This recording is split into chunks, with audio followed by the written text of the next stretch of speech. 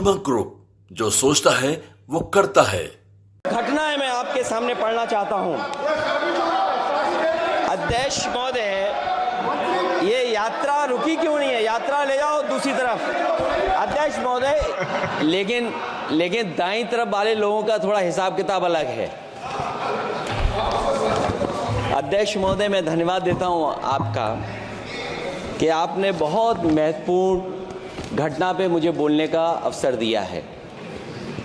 संभल जो इसलिए जाना जाता था कि भाईचारे के साथ वहाँ रहते हैं लोग, वहाँ अभी से नहीं, सदियों पुराना भाईचारा हजारों साल से इसी तरह रहते आए हैं। लेकिन अचानक ये जो घटना हुई है, ये सोची समझी रणनीति के तहत वेल प्लान्ड हुआ है और वहाँ के भाईचारे को गोली मारने का काम हुआ है। जो घटना हुई है वो सोची समझी साजिश है। वहाँ जो खुदाई की बात लगातार अध्यक्ष महोदय देश में कोने कोने पर भारतीय जनता पार्टी और उनके सहयोगी और समर्थक शुभचिंतक बार बार खुदाई की जो बात कर रहे हैं अध्यक्ष महोदय, ये खुदाई जो है हमारे देश का सौहार्द, हमारे देश का भाईचारा, हमारे देश का गंगा जमनी तहजीब को खो देगा। मैं आपका धन्यवाद इसलिए भी देता हूं कि इस महत्वपूर्ण जो साजिश हुई, और वो साजिश सोची समझी इसलिए मैं बोल रहा हूं। उत्तर प्रदेश का चुनाव था, पहले 13 तारीख को चुनाव होना था और 13 तारीख के चुनाव को उन्होंने बढ़ा करके 20 तारीख कर दिया।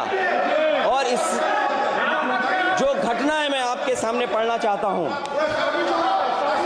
अध्यक्ष महोदय, ये यात्रा रुकी क्यों नहीं है? यात्रा ले जाओ दूसरी तरफ। अध्यक्ष महोदय, संभल की शाही जामा मस्जिद के खिलाफ 19/11/2024 को सिविल जज सीनियर डिवीजन छंदौसी संभल में एक याचिका डाली गई। कोर्ट ने दूसरे पक्ष को, अध्यक्ष महोदय सुनिए, ये सुनना चाहिए, हम यूं ही नहीं कहते थे। आप तो संक्षिप्त में बोले। अध्यक्ष महोदय, हम यूं ही नहीं कहते थे कि संविधान ये मानती नहीं सरकार। हम यूं ही नहीं कहते थे कि संविधान नहीं मानती। जब प्लेसेस ऑफ वर्शिप एक्ट है, प्लेसेस ऑफ वर्शिप एक्ट है, हम बनते तो बहुत कुछ हैं। संभल के शाही जामा मस्जिद के खिलाफ 19/11/2024 को सिविल जज सीनियर डिवीजन चंदौसी संभल में एक याचिका डाली गई। कोर्ट ने दूसरे पक्ष को सुने बगैर उसी दिन 19/11/2024 को सर्वे के आदेश दे दिए। ताज्जुब की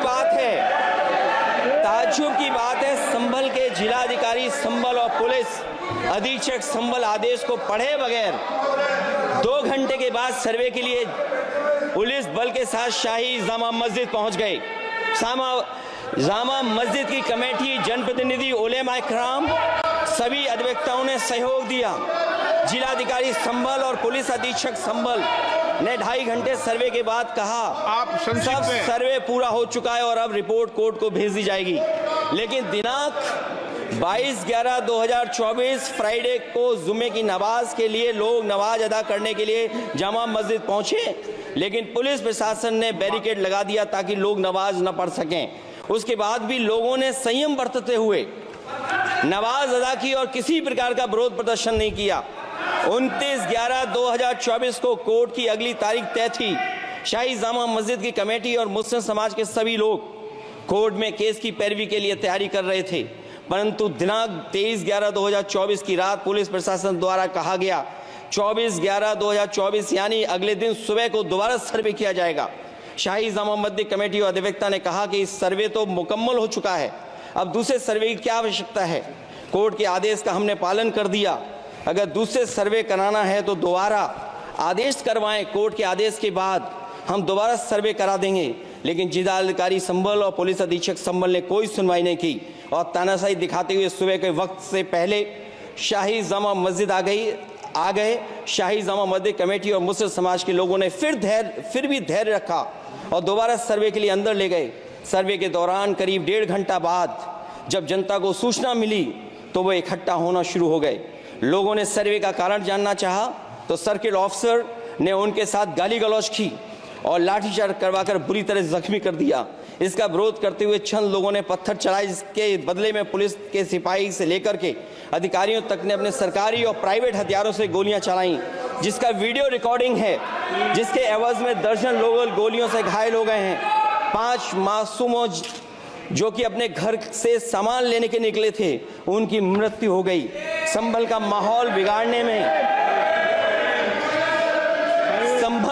संभल का माहौल बिगाड़ने में याचिका दायर करने वाले लोगों के साथ पुलिस और प्रशासन के लोग जिम्मेदार हैं। इनको निलंबित किया जाना चाहिए और हत्या का मुकदमा चलाया जाना चाहिए, जिससे कि लोगों को इंसाफ मिल सके और आने वाले समय में कोई इस प्रकार की संविधान के खिलाफ और गैर कानूनी घटना को अंजाम न दिया जा सके। अध्यक्ष महोदय, ये लड़ाई दिल्ली और लखनऊ की है।